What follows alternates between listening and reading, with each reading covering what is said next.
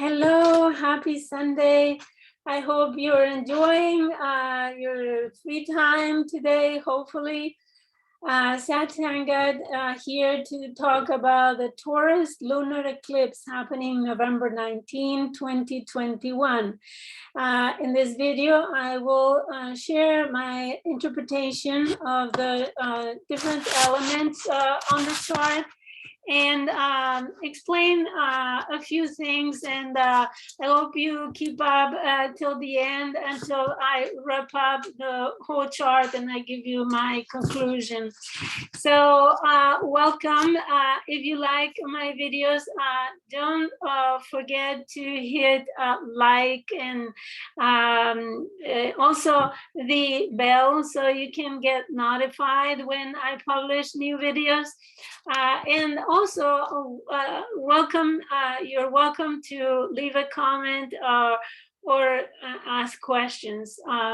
So I'll also give you later on my contact information so you can be in touch with me in case you're interested to have a reading or a consultation of any kind, astrologically, of course.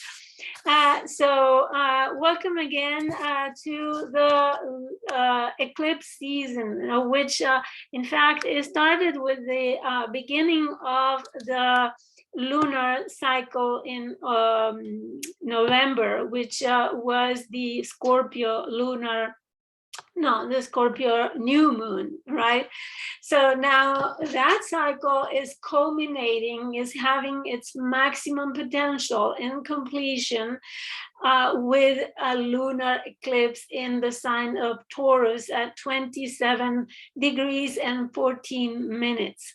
So I will mention as well the different divisions the sign can have, and the meanings assigned to certain degrees. So let me share the chart with you. So let's see.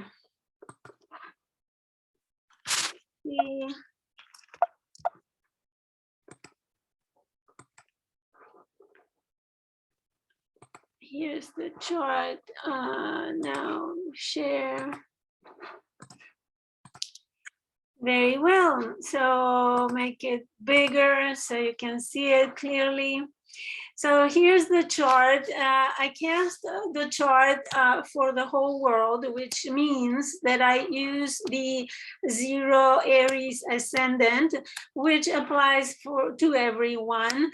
If you like to have the idea of where the ascendant falls in your location, you can cast the chart for your location in astro.com or any software that you may have. And also, if you look for your personal influence, you can cast the transits chart for that time in your location for the full moon, for the lunar eclipse, and cast a bi-wheel so you can see the aspects that the transits make to your planets.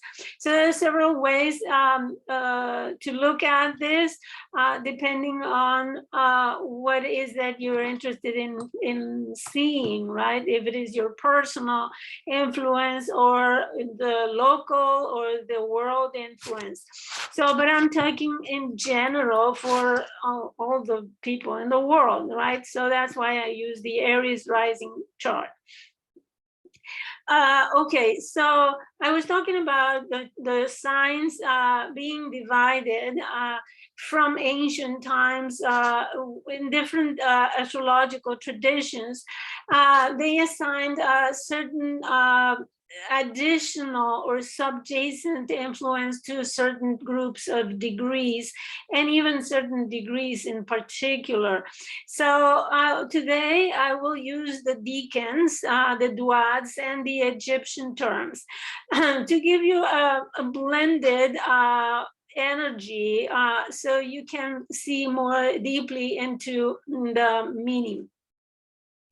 So 27 degrees of Scorpio falls in the decan of Cancer, right? The decans are divisions of 10 degrees. Those are 3 in a sign, 3 of 10. And the first one is, in this case, Scorpio, the very same sign. The second decan is the next water sign, which is in the wheel is Pisces. The third section of 10 degrees corresponds to Cancer. So the sun is then in the decan of Cancer. So imagine the Cancer energy and the moon energy influencing the sun. So then is in the duad of Scorpio, makes it twice Scorpio. And then the Egyptian term is Saturn. So we have all those, we put in the blender and we come up with a certain nuance energy. So in the sign of Taurus also, we have the decan of Capricorn, the duad of Taurus, which makes it twice Taurus, and then the Egyptian term ruled by Mars. So we have these influences, and I will speak about them as we go on. I also looked for the 28th degree of Taurus Sabian symbol from Dane Rudier. In 28th, because you know we don't start with a 0, we start with 1, and 1 is the first, and then so on to the 28th in this case. So it says, Dane Rudier says, men's capacity to rise in consciousness and feelings above biological limitations. So we can say that this full moon is not only about the material values and the physical life, but is also calling to pay attention to let's say the values, could be spiritual values, cultural values, also physical values, but more from the spiritual perspective or the psychological, or from consciousness, right? And remember, the eclipses are also awakeners of consciousness, and they have a more subtle influence, and I will explain this because some people are not familiar with what an eclipse is and how it is formed and why we don't have eclipses all the time, since we have full moons all the time or new moons all the time, right? Okay, so here we have 2 geometrical points that are called the nodes of the moon. And what are those? Well, those are geometrical points, intersection between the ecliptic, or the rotation of the earth around the sun, that we perceive from our perspective. We perceive that is the sun going around, right? Because the zodiac is determined by what we see from here, from the center, right, around. Okay, so those points, geometrical points, are the intersection of the ecliptic and the rotation of the moon around the earth. And we have an ascendant where the moon goes north, right, which is the north node, and the descendant node where the moon is going down below the ecliptic, right? That's north above the ecliptic and below the ecliptic. And remember, the north is not arbitrary. the north that we call the north, right? The North Pole, the north, going north, is the direction the solar system is traveling in the universe, in the galaxy, is going that way, and that way we call it north. So it's not capricious, or is not arbitrary, right? But many people have thought, why do we call it north? It could be the south. Well, no, as I said. Okay, so now that you know these nodes of the moon are the ones that make the eclipse happen. And so when the sun and the moon are in contact, 18 degrees one way and the other, one side of the other of the nodes of the moon, we have an eclipse. It could be total if it is very, very close or on top of the nodes. It could be partial if it is to the side, like this one is a partial. And it could be penumbral, a little bit farther, or umbral if it is even farther. As I said, up until 18 degrees, one side or the other of the nodes of the moon. So in our life, eclipses work as catalysts or triggers of evolution, right? The nodes of the moon have a different influence. It's different from the planets because it's more subtle, more spiritual. They refer to the karma and dharma, if you're familiar with those words. I'm not going to explain everything because it will take forever.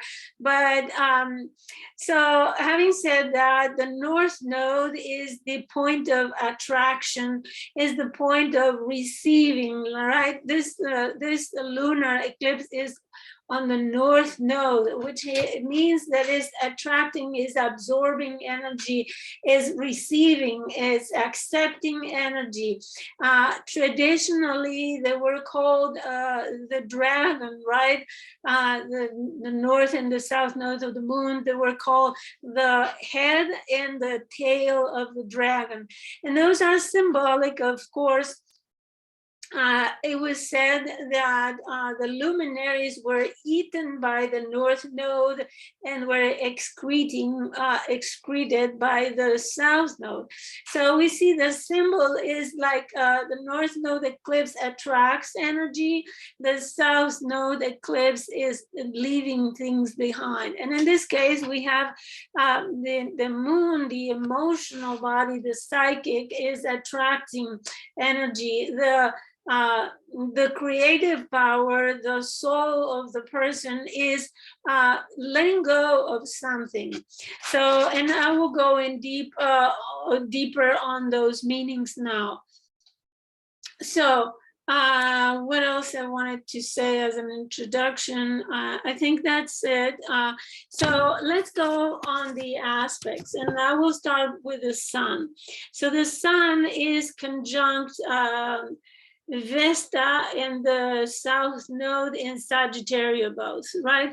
The sun is in Scorpio, but is conjunct this asteroid that is important. And before I go on, I will explain what Vesta means, because the mythology of Vesta was the virgin goddess that was keeping the sacred fire in the temple. So what we call virgin has nothing to do with chastity at that time. So what we call virgin today, I mean, in those days, a virgin was considered to be a woman who was not married, that didn't belong to men. You know, they at that time they were independent women, and they made a vow or a consecration of a certain amount of years in her life, about 30 years, to keep the fire in their hearts alive.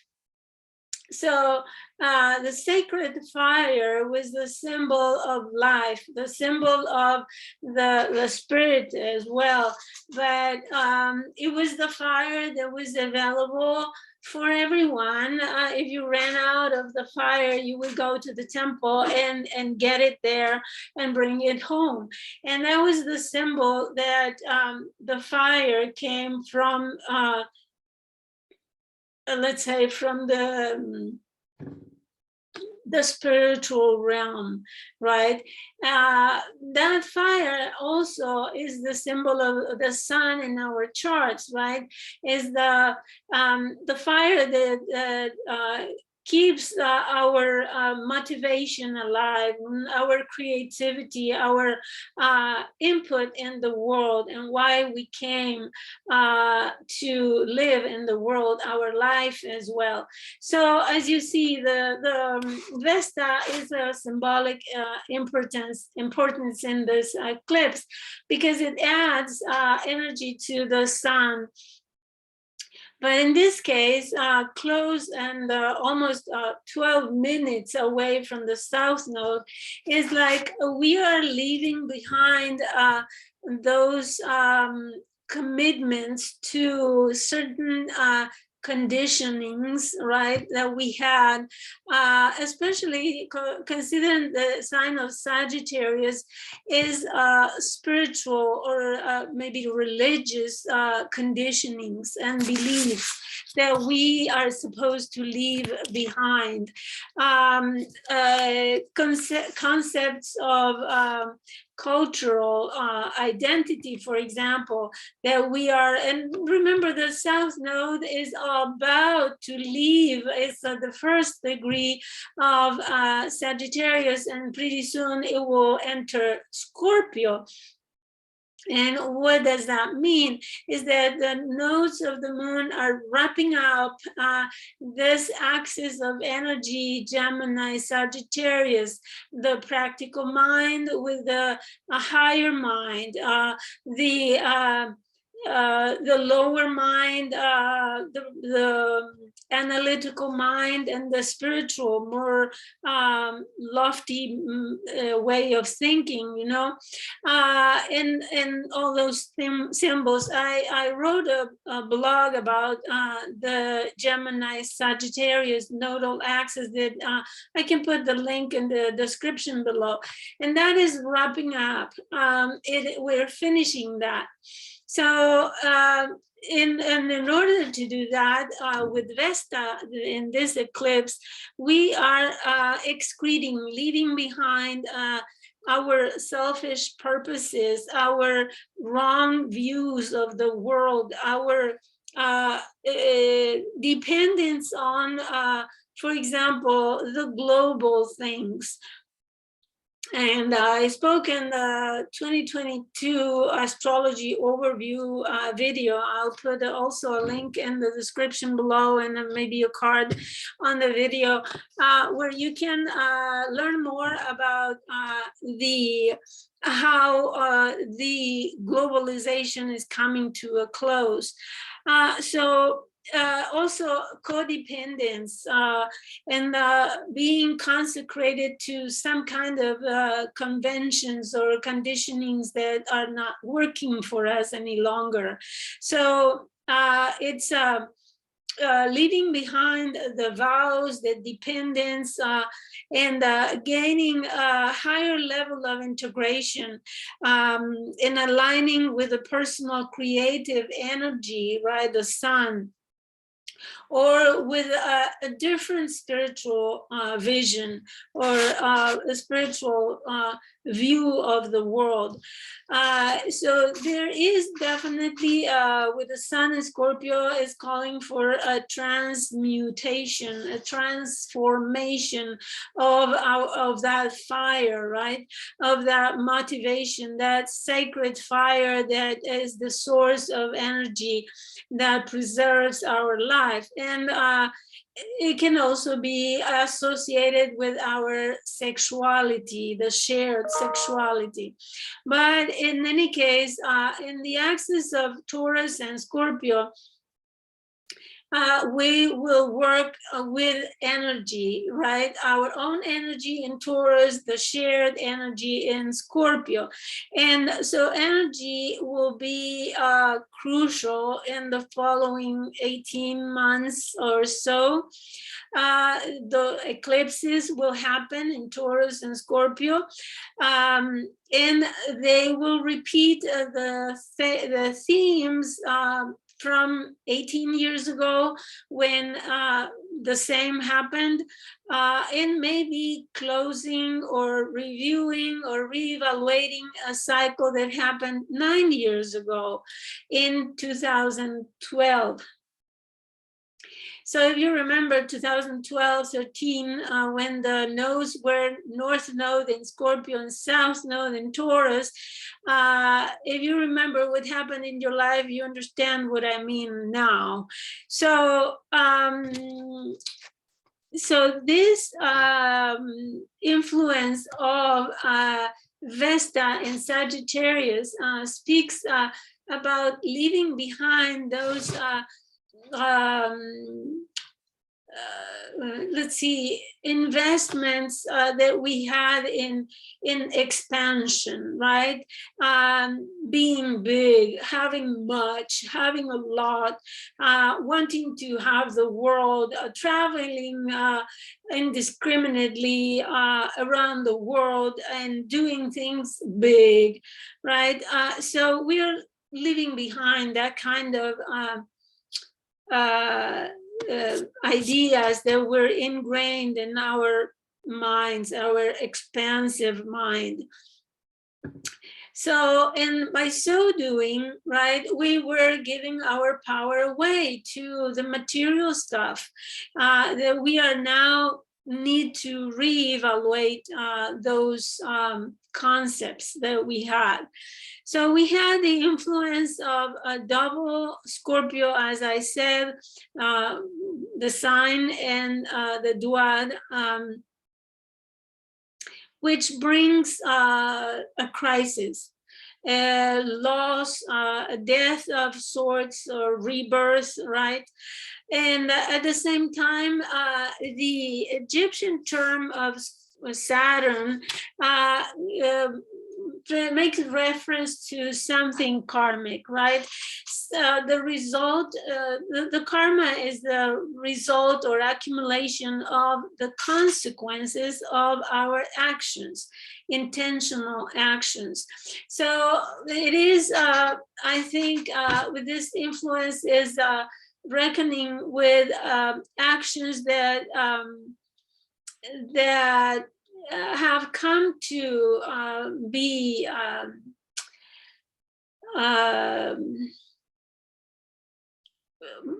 useless, and the results of, as I said, the results of wanting too much is not good, right?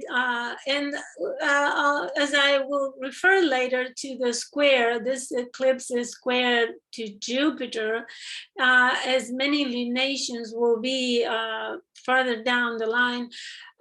So we are in, and this is the sun and the moon have already aspected Jupiter. So it means that the square with Jupiter is in the past. And that means that this Jupiter had in the past stimulated the expansion.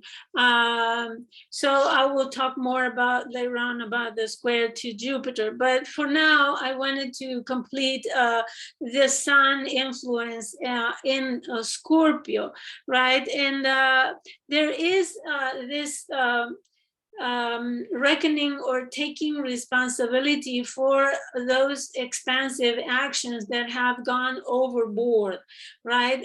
Those ideas, those convictions that we had and conditionings that we have had for 30 years about having to have and accumulate, right? And also the Cancer influence for the decan, the sun is in the decan of Cancer. is also leaving behind the security of dependence, of codependence, Scorpio, right? Codependence and trusting on the shared resources, right? Trusting on credit cards and loans and insurances and tax returns and such. So all that is going away. We will not be able to support ourselves with shared resources. So the full moon or the eclipse in Taurus is calling us to become independent in regards to energy that we need to sustain life, right? We need to work ourselves, take responsibility, and become independent, taking our own money, taking, as I said, the bull by the horns, right? And making it work for us. So there's also one addition to this eclipse, and it's Mercury. It is 6 degrees apart, so it's not it is not directly or strongly influencing the sun. On the contrary, it is under the sun's rays. So Mercury is kind of, it's invisible. So it adds the practical thinking about it, and maybe some subdued communications, informations that they're not too public, right? More on the secret side of Scorpio, right, after all. And it could also talk about deceptive information, because in a way, even though it's far, but it's already eclipsed. Mercury is kind of eclipsed as well, because it's not visible, it's under the sun's ray. So, and so our minds could be submerged by the intense and cold waters of Scorpio as well. And that means that, as I said, that we keep information from others, or others keep information from us that we don't want to express, that we don't want to say things, or that we or other people are deceivers as well. Remember, Mercury as the messenger of God, sometimes as a messenger of Pluto, ruler of Scorpio as well. It could be let's say, not too frontal, kind of subjacent and subdued, obscure, deceitful. So count on this as a factor in the chart. Not something determining, but Mercury invisible is similar to being retrograde. I would say it's not as productive or effective or efficient. So both no, the moon in Taurus, then let's move to the moon in Taurus.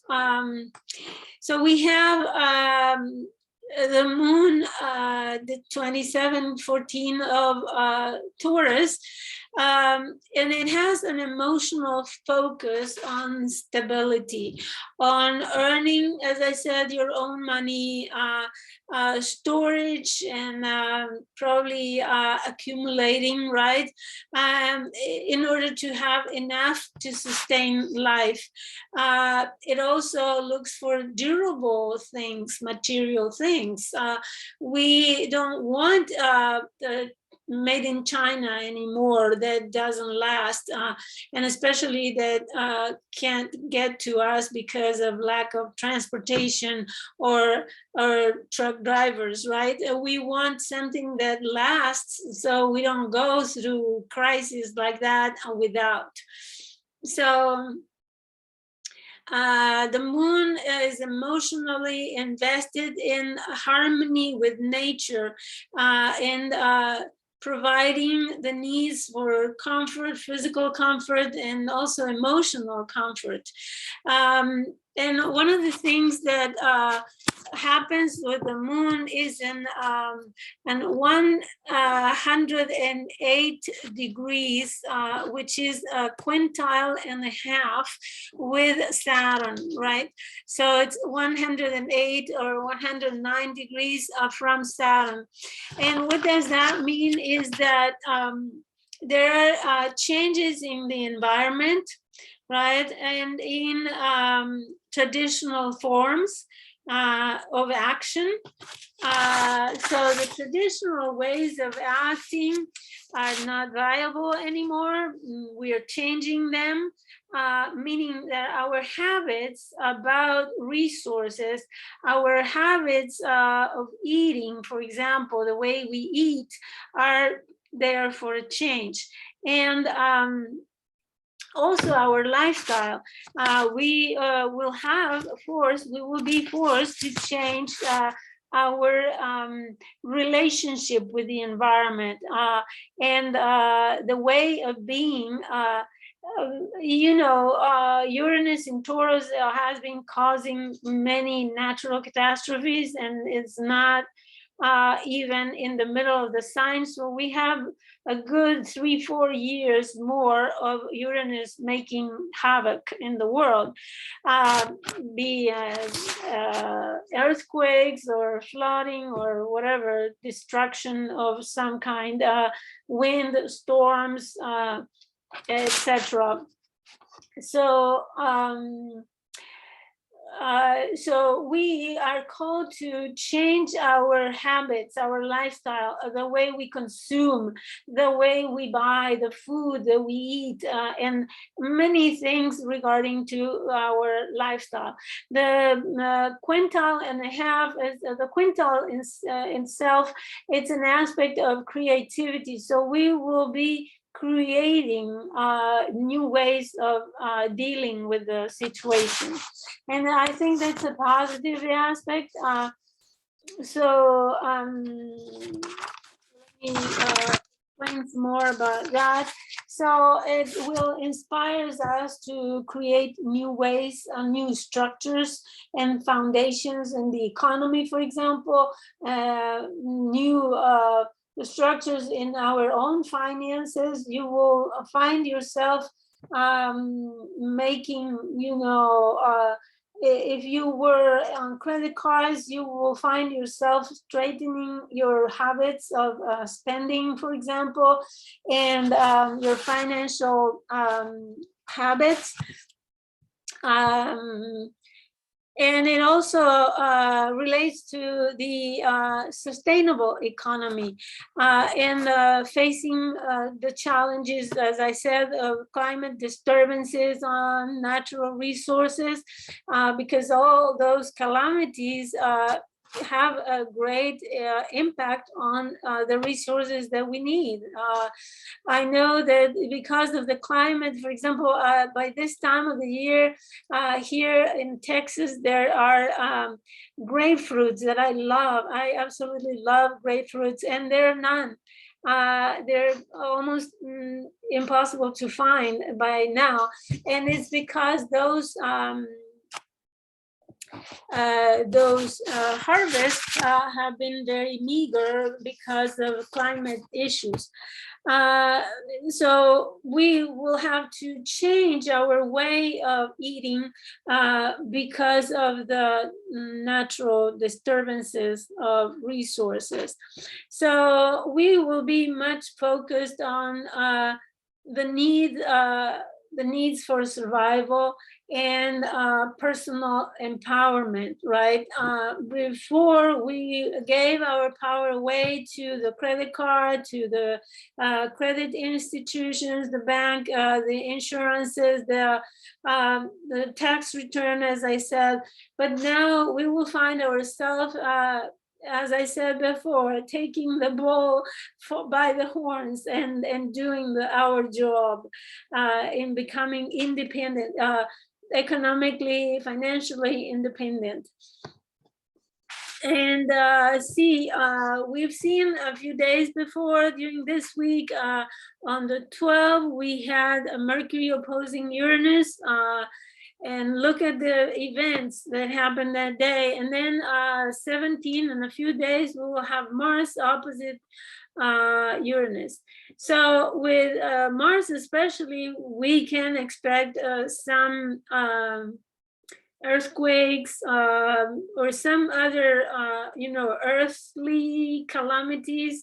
It could also be man-made, but I would say because Uranus is in Taurus, it could also be some explosion of the stock market or the finances in some way.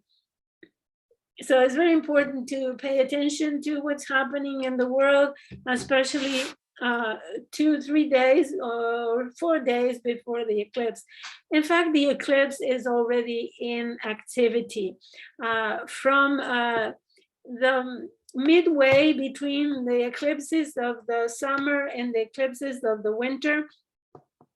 This eclipse has already been effective. Another consideration is that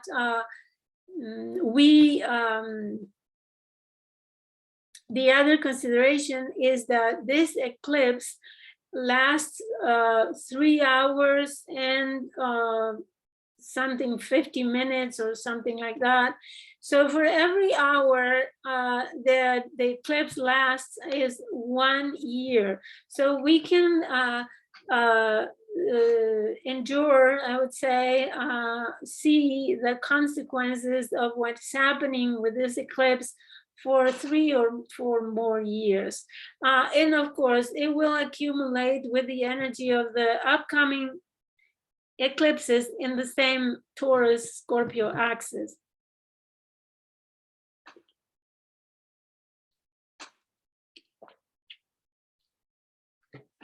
Okay, now let's go to the rulers of the eclipses. We have the ruler of Taurus is Venus. So let's talk about Venus first. So Venus is in Capricorn, right? And we know that pretty soon Venus will be retrograde. But for now, it is direct and effective. It just entered the shadow. It entered the shadow on November 15. I think it was 10 degrees of Capricorn. So we are already, Venus is already in the segment of degrees where it will travel backwards. I mean, figuratively, of course, planets never go back. It's from our Earth's perspective that they go backwards. But let's talk about Venus. She will be ruling all the eclipses for the next a year and a half, starting January, when the nodes of the moon travel enter Scorpio and Taurus. So 18 months of eclipses ruled by Venus and Mars, right, and Pluto. And what is curious is that during her retrograde season, Venus will meet with both of them, Mars and Pluto. So you can count on them working together in order to make it happen. So Venus in this eclipse at 12 degrees 18, she is in the decan of Taurus, the sign where the eclipse is happening. The Duad is Cancer, right? And the Egyptian terms is Jupiter. So we will have Capricorn, the sign of Capricorn, we will have reality check of resources, Taurus, and also a cold evaluation, right? Reasonable and conservative values. She sustains the values that are durable, that are accepted, that are not only reasonable, but also that demand integrity, that demand our responsibility, taking responsible values. And at the same time, the sign of Capricorn it requires patience and delays results, right? It requires hard work. So in order to obtain resources, we will have to work hard, to be patient, to wait for the results. You know, the merchandise stuck in the ports for months in a row. And Capricorn is the sign of scarcity. Let's accept it. So we already have heard of energy being scarce in Europe. They are struggling to keep warm in the northern countries where they the gas is scarce, and now they need to lean on electricity, and there's not enough electricity to provide for everybody. So you know, those are political manipulations, you know, between the east hemisphere and the western hemisphere. You know, we are practically at war, east and west, like I predicted with my interpretation of the Saturn-Pluto conjunction in Capricorn, right? And Venus will touch on that degree when they conjunct in January 2020. So Venus will go back to that point as well.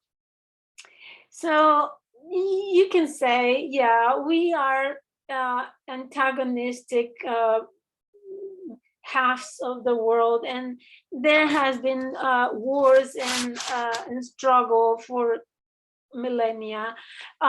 So there's nothing new. It could exacerbate now. So it's not that I am simplifying or not considering the importance, but it is what it is, and we're living in it. I was born in it, and I think all of you listening have been in that since birth, right? So there's nothing new. But the values that will be favored by Venus in Capricorn will be values of emotional security, protection, protecting families, right? Because of the Cancer Duad, protecting families, looking for security, stability, and those will be magnified by the Jupiter influence on the Egyptian term. So we will desperately look for security, to have resources, enough resources to maintain life, and durable resources, right? So we will have to work harder than we have so far. So Venus, even though is not yet in perfect conjunction with Pluto, But Pluto, the ruler of Scorpio, is also in Capricorn. So we consider this as a sign conjunction. I mean, it's Venus is happy in Saturn's sign, but it's not so happy Pluto. I don't know if anybody is happy with Pluto, but in the end, Pluto is love, right? That's one of the images of Pluto, the planet, right? It has a heart in it. So it is, at times we feel it as very cruel and cold and passionless, let's say. But after years of its influence, I mean, I've had Pluto's influence for more than 10 years, and lately opposing the ruler of my chart, my whole chart. So I can tell you all about the cruelty of Pluto.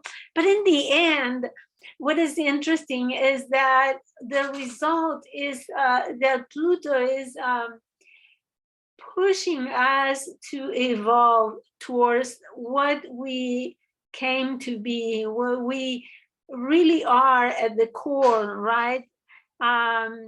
It's another sign of the transmutation that we're having. So Venus, with the influence of Pluto in Capricorn, will be transmuting, transforming the values. We won't have a choice. She will be conjuncting later on. She will be conjuncting Pluto and Mars, both rulers of Scorpio, and the eclipses coming up. So we are called to let go of old and obsolete values, discard what we don't need, share, right, what we don't need, and what others may use. So we are about to kill our desires, right, that have been going overboard. And there is a profound transformation of energies, resources, values, the economy, finances. So these months up until March, when Venus really comes out of the shadow, will be profoundly transformative for the whole world. Our relationship to the environment, as I said, will completely change. We will understand the importance of our Mother Earth being able to give us what we need, the food, the sustenance that we need. So brace yourself. It's going to be an intense ride.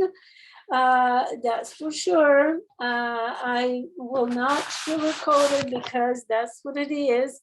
Although you don't need to be fearful, you need to go to work. That's what it means. Work and work hard for what you need. Okay, let's talk about the ruler of Scorpio now, where the sun is. So, which is Mars. I already talked about Pluto, the modern ruler. Now, Mars. Mars is in Scorpio, so it's at home, very comfy, right? Mars is working for the sun. Mars is the executive, the executive minister of the sun, and Mars takes the actions that the sun is wanting for us. So Mars is the energy that we put in our activities, and now it's working in harmony with the sun.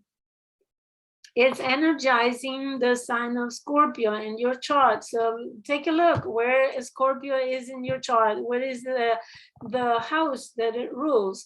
And that will be where you concentrate your activity, right? Suppose that is the second house.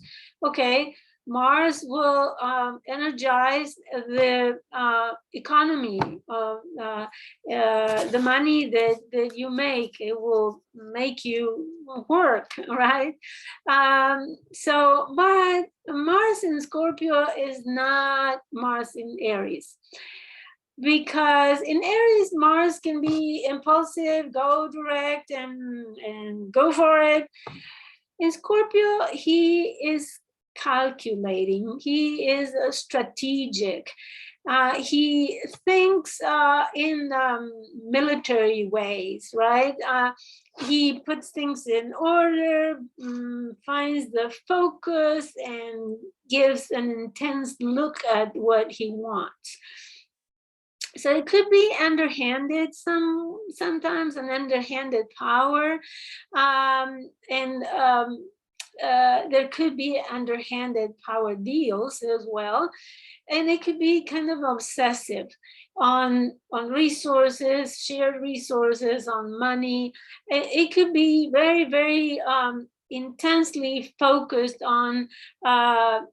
As I said, the work of banks, problems with insurance companies, mortgages, corporate monies. That will be a big, big, big issue with this eclipse. The corporate power and control. We already see Mark Zuckerberg trembling. We'll see, because he has some transits that are interesting. And the things that are going down the drain, well, Mars will put them down the drain. Bankruptcies will be in the news. But also be careful with embezzlement or defalcations. Those could be, I mean, any financial mishap, if it needs to happen, it will happen.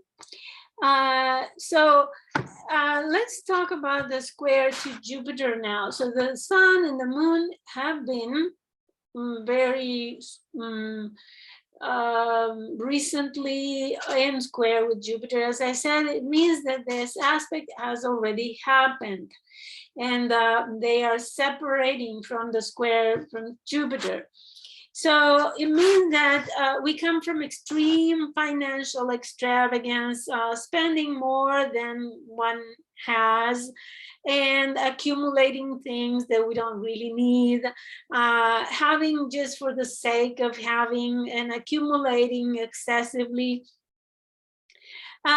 Excessively needing for material stuff, so we can rent a storage room and fill it with things that we bought just for the sake of buying, and then and finding this comfort,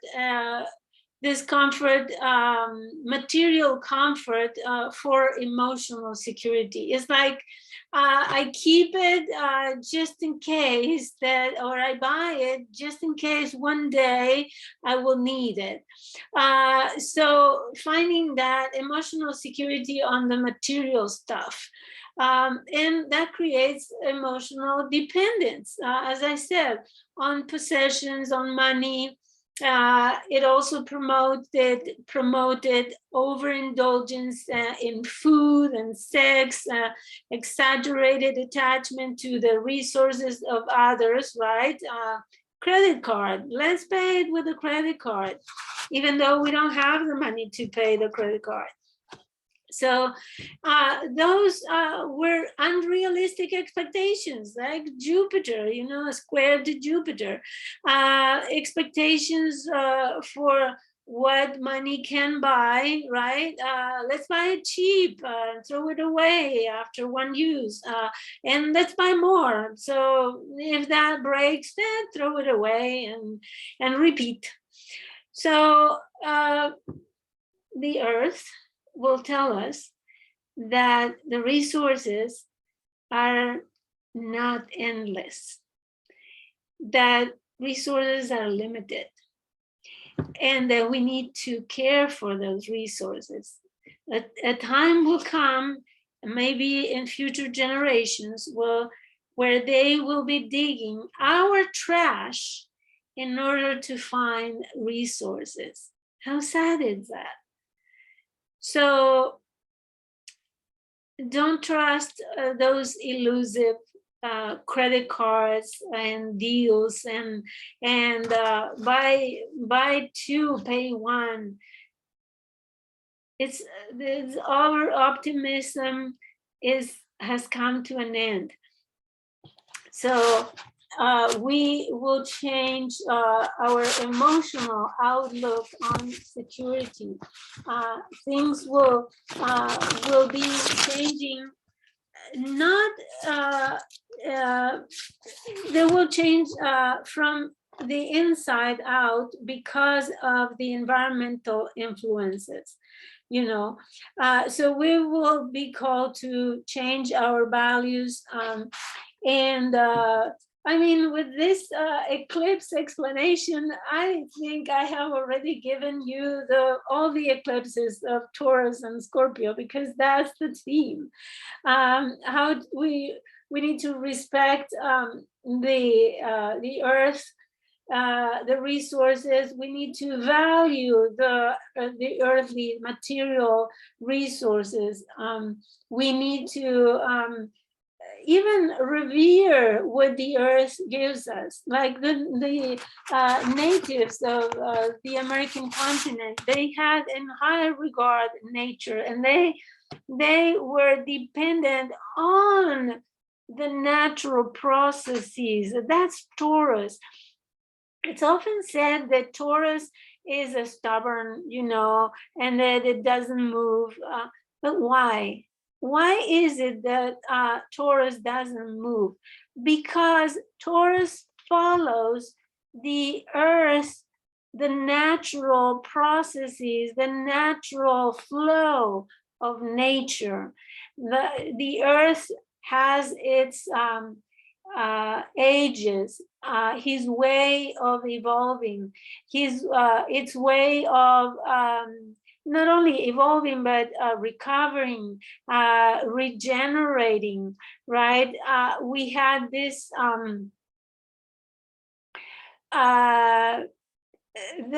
this flow of nature, that it has to follow the seasons, right? The winter nature dies, and it takes time to come the spring, and takes time to grow back, and then it takes time to give fruit, and it takes time to mature and to be ripened enough for us to harvest. So this is the rhythm that we are entering into, the rhythm of the earth, the rhythm of having enough according to what earth can give us, and not overuse, not waste the Earth's resources. So the moon squaring Jupiter also calls about cultural, religious biases, escapism, by shopping sprees and unrealistic promises, like advertisement, right? If you listen to the ads, they tell you, buy this because this will make you happy, sexy, successful, handsome, etc. So the same with emotional eating. So we have been escaping, trying to escape into finding or looking for happiness and the material satisfaction, eating, sex, and consuming and wasting, and so that is not the Earth's rhythm. So, as a wrap up and conclusion of this video, I would like you to understand that the work of the sky is love. Astrology is about us understanding that love is in the universe, that we are guided by these transits, by these influences. We are guided through our personal evolution to understand that we are just another piece of the puzzle, that we are part of the whole, and we cannot function independently from the whole. We need to respect the natural laws. We need to follow the process of the cosmos, and respect and revere and have reverence for nature. So, okay, so I understand this kind of things because I grew up in the countryside. I am a Virgo rising, so you can see with a strong Capricorn house as well. So we can see, you can see that I am very inclined to, and I am very intimate with what Earth can give us if we love it, if we respect it, if we consecrate our lives to the Earth and what she, the love that she is offering us. So I wish you a very good lunar eclipse, and I hope you can meditate on these ideas. And once you are called to change your lifestyle, find this basis, right? This basis of respecting nature and natural processes. So I wish you the best. And thank you for watching. I will now share as a conclusion. I have a presentation here of the main. These are the main aspects that I have talked about. The blend of energies. Then this is the Sabian symbol I talked about. Now we have the aspects the eclipse makes. As I talked about, Sun conjunct Vesta and the South Node and all of those, and the rulers. And here you have my contact information. If you like to follow me, I write daily transits in my blog, satsanga.astrology.blogspot.com. And also, if you're interested in readings, you have my email here. Please contact me or make comments in your in the description box below. You'll find links to things that I refer to, and I always wait for your questions or comments. I'm happy to receive your comments and ideas, and thank you for being here. I'll see you next time. Bye.